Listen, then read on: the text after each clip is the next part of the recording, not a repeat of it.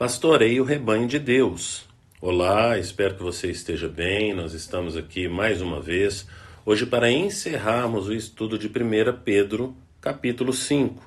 Mas antes é necessário reforçarmos aqui o que temos pedido, que você não apenas curta, mas compartilhe esse estudo com seus familiares e amigos, que você também adquira a Bíblia 365, porque através dela você vai poder ler um capítulo do Antigo Testamento, um capítulo do Novo Testamento, um salmo e um trecho de Provérbios.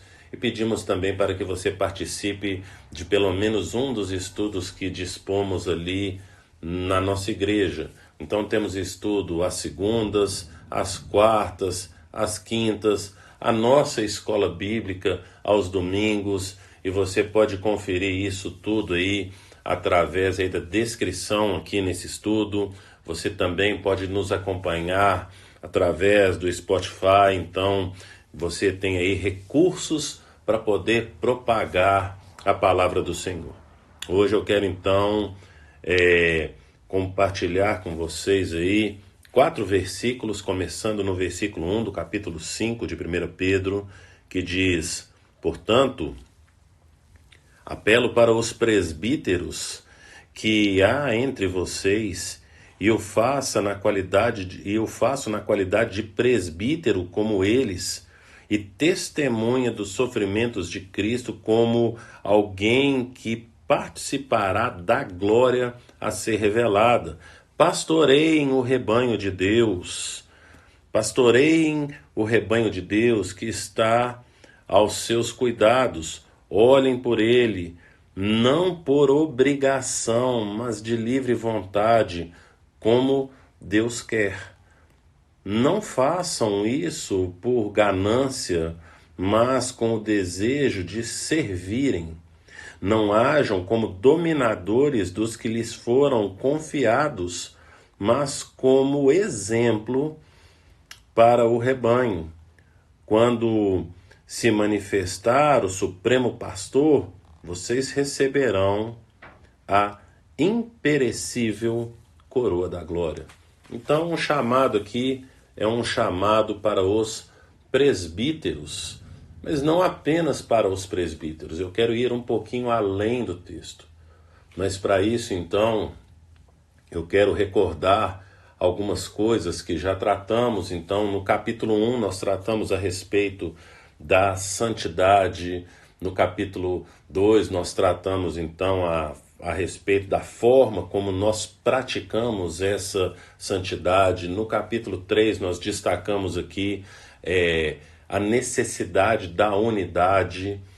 E no capítulo 4, que nós vimos aqui ontem, nós também destacamos aqui a necessidade da oração. Precisamos orar dia e noite, como o Senhor nos falou lá em Lucas capítulo 18. E agora está falando a respeito desse cuidado que devemos ter uns para com os outros. Essa palavra não serve apenas para os pastores. Para você que talvez seja aí um líder de GC, ou se você que não é líder de GC, mas é um líder aí na sua casa, para você pastorear a sua casa, mas talvez você não é então um líder dentro da sua casa, mas você pode auxiliar o líder da sua casa através da forma de vivermos, de persistirmos com aquilo que o Senhor tem nos ordenado. Então, Deus tem cuidado de nós. E assim como Deus tem cuidado de nós, nós devemos cuidar uns dos outros, pastorearmos, às vezes, uns aos outros. Porque Paulo fala lá para Timóteo, né? Que lá em 1 Timóteo, Paulo vai falar para Timóteo que ele não deve deixar que as pessoas, né, o excluam pelo fato dele ser uma pessoa nova. Então não é porque talvez você seja novo que você é descartável, muito pelo contrário, porque nós aprendemos muito com os jovens. Nesse momento, então, que eu vim destacando, principalmente nos estudos do capítulo 3 e do capítulo 4 de 1 Pedro, quero destacar aqui mais uma vez os dias que temos vivido, que são dias onde nós precisamos estar alerta, atentos espiritualmente para aquilo que o Senhor está permitindo que aconteça, porque Ele está nos capacitando diante dessas circunstâncias para algo que Ele tem para a sua igreja. Em outras palavras, Jesus está voltando e nós devemos estar preparados para essa volta. Com isso, eu não estou falando que Jesus vai voltar amanhã, semana que vem, mês que vem. Como eu falei no estudo de ontem, nós entendemos então que são necessárias 3 coisas para que depois venha a volta de Cristo. E a primeira delas é um grande avivamento como nunca houve antes. A segunda coisa é uma grande perseguição como nunca houve antes. A terceira coisa é apostasia. E aí sim, então, vem o nosso Senhor, porque Ele pergunta lá em Lucas capítulo 18, versículo 8, porventura achará fé na terra o Filho do Homem quando vier em sua glória? Então a resposta ali, isso é uma pergunta retórica, a resposta é não, porque as pessoas não iriam perseverar na oração. Perseverar dia e noite na oração, que foi o que tratamos ontem. Então, para isso, nós precisamos cuidar do rebanho do Senhor, não é assim? Como nós falamos aqui, ó, pastoreiem o rebanho de Deus. E o pastoreio é exatamente esse cuidado que nós devemos ter, livrando eles dos perigos, livrando as ovelhas dos perigos, e você não precisa ser necessariamente, então, um pastor para poder fazer isso. Você tem um grupo onde você está inserido, que você lida com algumas pessoas. Pastoreie essas pessoas. Cuide dessas pessoas, alerte essas pessoas, convoque-as para as suas reuniões de oração. Se você não tem uma reunião de oração, comece a fazer uma reunião de oração, para que a gente venha fazer aquilo que Jesus falou e aquilo que nós estudamos aqui ontem, que é praticar então essa oração, o orar sem cessar, que Paulo fala lá em 1 Tessalonicenses, também no capítulo 5. Então, o pastorear, o falar a respeito dessa oração, faz parte do pastorear as ovelhas que o Senhor tem colocado na nossa responsabilidade.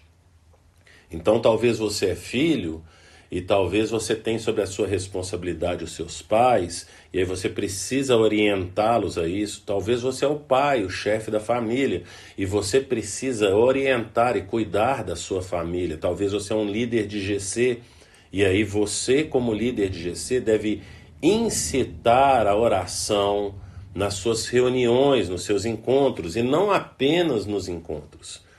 E você, então, como líder aí de ministério ou um pastor, deve incitar as pessoas que estão aí debaixo de você para essa vida de oração, para essa vida de leitura bíblica. Nós precisamos ler, porque nós estamos aqui agora estudando as Escrituras, vendo que as Escrituras têm nos orientado a fazer. E aí agora nós colocamos em prática aquilo que ela tem nos falado. E algo que ela tem nos falado, então, que estamos tratando, uma das coisas é a oração. É orarmos sem cessar. Que foi estudado, como eu já falei aqui algumas vezes, no estudo de ontem, no capítulo 4.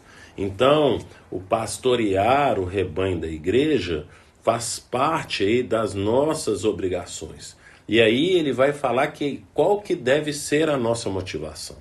Então a nossa motivação para pastorearmos não pode ser por causa de ganância, mas por causa do prêmio que o Senhor tem ali já separado para nós, quando fala ali no versículo 4, né?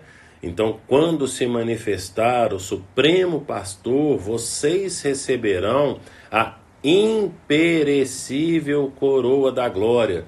Então é por causa dessa coroa da glória que todos nós, tanto pastores quanto rebanho, iremos receber. Essa é a nossa é a nossa motivação. A motivação de alcançar o maior número possível, ou sermos instrumentos para alcançarmos todos aqueles que o Senhor já elegeu, mas que às vezes ainda estão desgarrados. Não sabemos aonde essas ovelhas estão.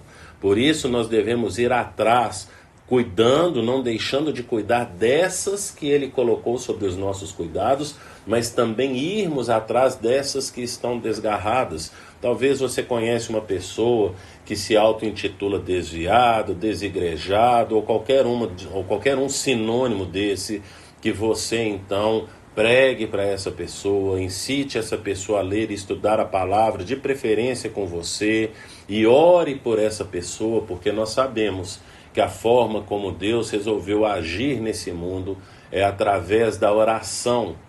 Tudo começa pela oração. Então ore por essa pessoa, convide-a para participar aí do seu grupo de estudo da palavra, compartilhe esse estudo com ela e que o Senhor nos abençoe.